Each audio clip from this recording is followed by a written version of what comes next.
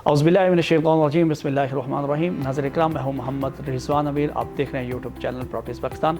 आज आप दोस्तों की खिदमत में फिर से एक नई वीडियो के साथ हाज़िर हुआ। वो दोस्त अब आप जो हमारे यूट्यूब चैनल के साथ वाबस्ता हैं, हमारी वीडियो को बाकायदगी से देखते हैं, दुआ कहूँ कि अल्लाह पाक आपके अमल में, आपके रिस्क में, आपकी उम्र में मज़ीद इजाफ़ा अता फरमाए। आप हमेशा हंसते रहें, मुस्कुराते रहें। आज का हमारा उन्वान गुफ्तगू है Jammu and Kashmir cooperative housing society. बहुत सारे दोस्तों अब मुझसे खफा थे, कुछ दोस्तों की कॉल्स आती रही, मेरे पास अपडेट नहीं थी, मैं उन तक पहुँचा सकता। अब अल्हम्दुलिल्लाह मेरे पास अपडेट आ चुकी है Jammu and Kashmir cooperative housing society zone 5 और सेक्टर 16 के हवाले से। जोन 5 से पहले मैं बात का आगाज़ करूँगा। जोन 5 जो है, जो कि मर्जिंग होना जा रही थी, जो कि मैं आपको गाहे बगाहे अपडेट देता रहा था, लेकिन उसमें काफ़ी सारी चीज़ें जो थी इसमें मसले मिसाल आ चुके थे।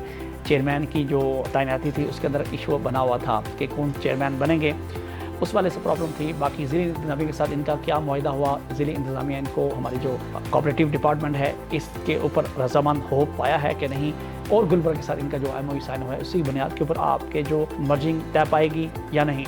तो ये सवालात हैं जो आज आपको पहुँचाऊँगा।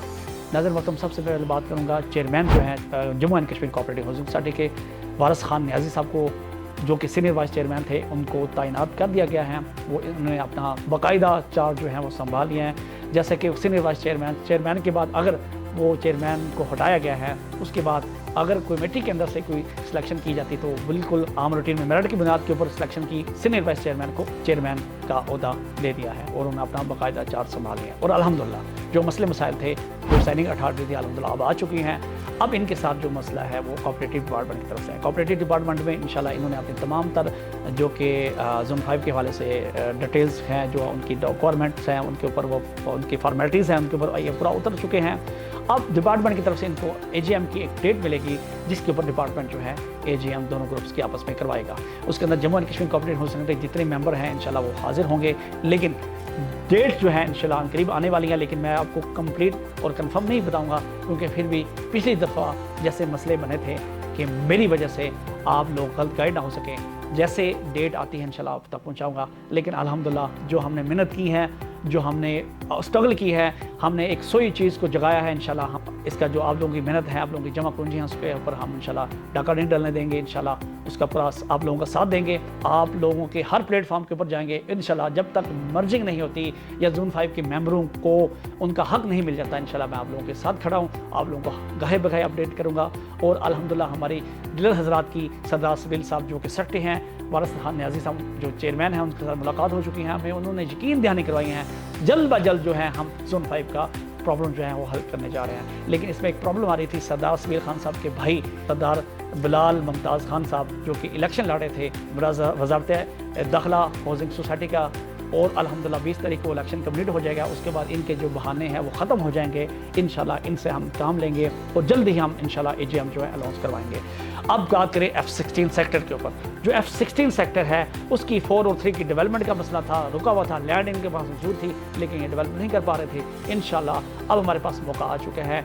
अब चेयरमैन भी बन चुका है। चेयरमैन ने हमें यकीन दहानी करवाई है कि G16 का इलेक्शन होने दें, क्योंकि G16 की लैंड काफ़ी सारी F16 4 के अंदर आती हैं, ताकि इन चीज़ों को दोनों कमेटियों की मौजूदगी के अंदर ये चीज़ें जो है इनका हल तय पा सकता है। तो अल्हम्दुलिल्लाह जैसे 20 अप्रैल को इलेक्शन कंप्लीट होता है और सरदार समीर साहब के भाई जो है वो सेक्रेटरी बनते हैं, जैसे भी बनेंगे इंशाल्लाह हम उनसे इस बात का भी अहद करेंगे, उनसे पूछेंगे कि आप F16 के हवाले से जो लैंड का इशू है उसको कहाँ तक पहुँचा। और सेकंड जो है सरदार समीर साहब इंशाल्लाह उन्होंने हमें यकीन दहानी कराई कि 3 और 4 की जो इंशाल्लाह अलाइनमेंट है, जो कि रोड्स का स्ट्रक्चर है, जो उसके ऊपर डेवलपमेंट का काम है, इंशाल्लाह हम ज़रूर उस पर करेंगे। लेकिन इसमें एक हिडन बात जो है आप तक को नहीं बचा, क्योंकि F16 जब लॉन्च हुआ था इसकी जो पेमेंट थी वो जोन 5 में लगाई गई थी।